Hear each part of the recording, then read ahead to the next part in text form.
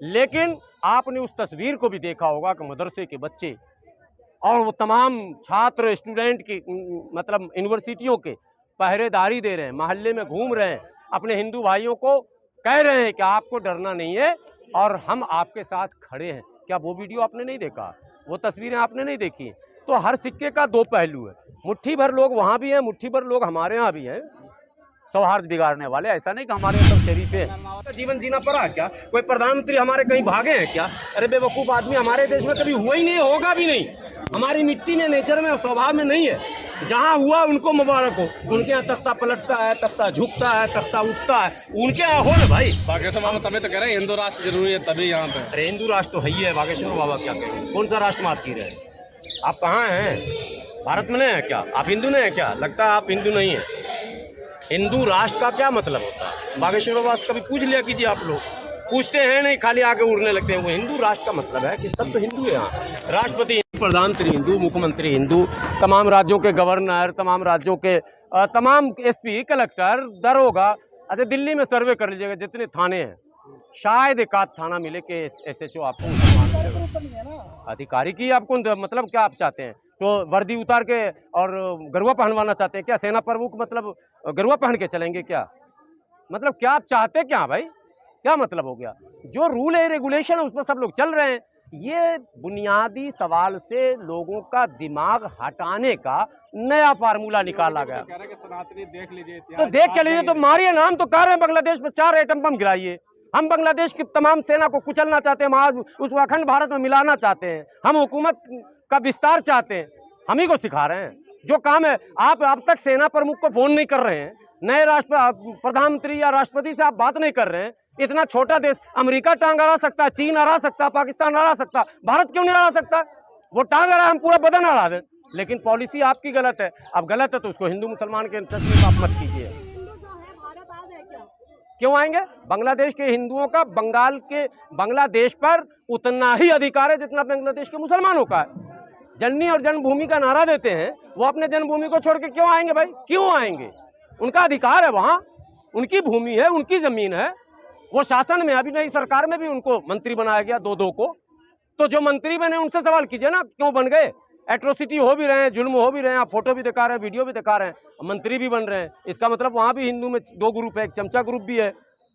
समझिए, ये माना तो जाएगा ना भाई। लेकिन आपने उस तस्वीर को भी देखा होगा कि मदरसे के बच्चे और वो तमाम छात्र स्टूडेंट की मतलब यूनिवर्सिटियों के पहरेदारी दे रहे हैं, मोहल्ले में घूम रहे हैं, अपने हिंदू भाइयों को कह रहे हैं कि आपको डरना नहीं है और हम आपके साथ खड़े हैं। क्या वो वीडियो आपने नहीं देखा?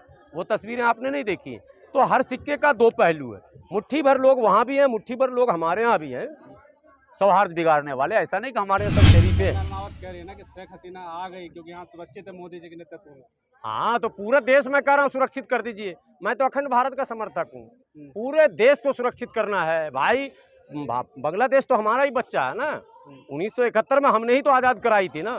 तो हमारा बच्चा हमारे सामने म्यू कैसे करने लग गया? ये सवाल हम कर रहे हैं अपने देश के शासनकर्ता से कि उसको कब्जा कीजिए पूरी तरह से, और वो भारत का अभिन्न अंग होना चाहिए। हम आपके साथ खड़े हैं। भारत का मुसलमान चाहता है अखंड भारत। बांग्लादेश के हिंदुओं को वो देखिए, जब जब उथल पुथल होता है तो वो बांग्लादेश और बंगाल का 4000 किलोमीटर का सीमा है। 1-2 किलोमीटर का नहीं है, 4000 किलोमीटर का सीमा साझा करती है भारत बांग्लादेश से। तो लोग आएंगे जाएंगे, क्यों घबराने का ये मुद्दा नहीं है। जो बॉर्डर सिक्योरिटी फोर्स है, हमें अपनी सिक्योरिटी फोर्स पे भरोसा है। वो अच्छी ड्यूटी हो रही है, अच्छा काम हो रहा है। आप क्यों कह रहे हैं जबरदस्ती अपनी सिक्योरिटी फोर्स पर आवाज़ उठा रहे हैं कि घुसपैठिया आ रहा तो ये आ जाएगा? हमारी सिक्योरिटी फोर्स है, वहाँ काम कर रही है भाई। ऐसा अच्छा, विदेश मंत्री का बयान आता है सदन के अंदर जिसमें वो कहते हैं सरकारी संपत्ति को नुकसान हुआ है और हुआ हर जगह होता है। लेकिन उन्होंने ये नहीं बताया कि जो अरे ये इतनी देखिए, ऐसा नहीं हुआ। टोटली जो दिखाया जा रहा है वो गलत है। देखिए, कुछ सही कुछ गलत। बांग्लादेश में हिंदू मुस्लिम दंगा नहीं हुआ, वो स्टूडेंट आंदोलन था। अरे सुनिए, जो आवामी लीग के नॉन मुस्लिम और मुस्लिम लीडर थे, दोनों पे हमले हुए हैं। आप लोग पढ़ते नहीं हैं। जो शेख हसीना की पार्टी थी ना, आवामी लीग, उसके दोनों पार्ट यानी नॉन मुस्लिम हो या मुस्लिम हो, सांसदों के घर पे हमले, विधायकों के घर पे हमले, उनके लीडरों पे। तो इमरजेंसी में भारत में ना हुआ था क्या? कोई नई बात है क्या? ये पॉलिटिक्स में होता रहता है। सरकार के खिलाफ अविश्वास था तो उसके विधायकों सांसदों पर भी हमले हो रहे हैं। अधिकांश नॉन मुस्लिम जो बांग्लादेश के हैं वो शेख हसीना की पार्टी में थे। जैसे भारत में अधिकांश मुसलमान कांग्रेस में या सेकुलर पार्टियों में देखते हैं, शेख हसीना की छवि सेकुलर की छवि थी, तो वहाँ के अकलियत उसके साथ थे। अब अधिकांश थे तो चूंकि वो एंटी हसीना वहाँ गुस्सा है, एंटी हिंदू कोई माहौल नहीं है, वो तो स्टूडेंट आंदोलन था। तो हसीना की पार्टी से जो मुस्लिम और नॉन मुस्लिम जुड़े हुए थे, काउंसलर, पार्षद, विधायक, सांसद, सबके घर पे हमले हुए हैं। ये खबर पक्की वाली है। अब उसको आप किसी भी चश्मे से घुमाइए कि ये हो गया वो हो गया। लेकिन उनको तानाशाह बताया जा रहा है। अब देखिए, सबका अलग अलग तज्जिया निगार एक तरह के नहीं होते हैं भाई। वो सब सेकुलर थी, लेकिन सेकुलर भी तानाशाह की तरफ बढ़ता है, ये बताने और समझाने की जरूरत नहीं। दुनिया देख रही है, समझ रही है। मुसलमान हैं वो लोग हिंदुओं के मंदिर तोड़ रहे हैं। कहीं ना तोड़ रहे हैं, जो लोग तोड़ रहे हैं वो सब जाएंगे, मारे जाएंगे, सब जेल जाएंगे और कानूनी कार्रवाई उन पर होगी। बांग्लादेश की नई सरकार से हम लोग विनती करते हैं, नोबेल पुरस्कार मोहम्मद यूनुस साहब से, कि आप जो है वहाँ के अक़लियतों को पूरी तरह से तहफ़्फ़ुज़ दीजिए, उनको इंसाफ दीजिए, और जिन लोगों ने उपद्रव किया है, जिन लोगों ने मंदिर वगैरह पे हमले किए हैं, उन्हें सख्त से सख्त सजा दिया जाए। अरे कंगना का जवाब देने के लिए हम नहीं, वो संसद में लोग देंगे। आपको लगता है जो शेख हसीना है उनको अगर उनको देश छोड़ना पड़ा तो क्या वजह है? आपको लगता है तानाशाही की वजह से देश छोड़ना अरे पड़ा? भाई, कोई जब तक नीतियों के खिलाफ चलेगा, जो भावनाएं हैं देश की उसको नहीं समझेगा, तो अंजाम तो ये होगा ही ना। आप जब नज़रअंदाज करेंगे लोगों को तो लोग तो सड़क पे आएंगे। सो हुआ, जो हो गया तो हो गया। अब इस पर हम लोग क्यों चर्चा करें? जो विदेश नीति डील करते हैं वो करेंगे ना भाई। हम लोग इस पर नहीं चर्चा करते हैं कि क्यों आई, क्यों गई, क्यों भागी। वो जो लोग कहीं ना कहीं देश जो है शर्मिंदा हो गया।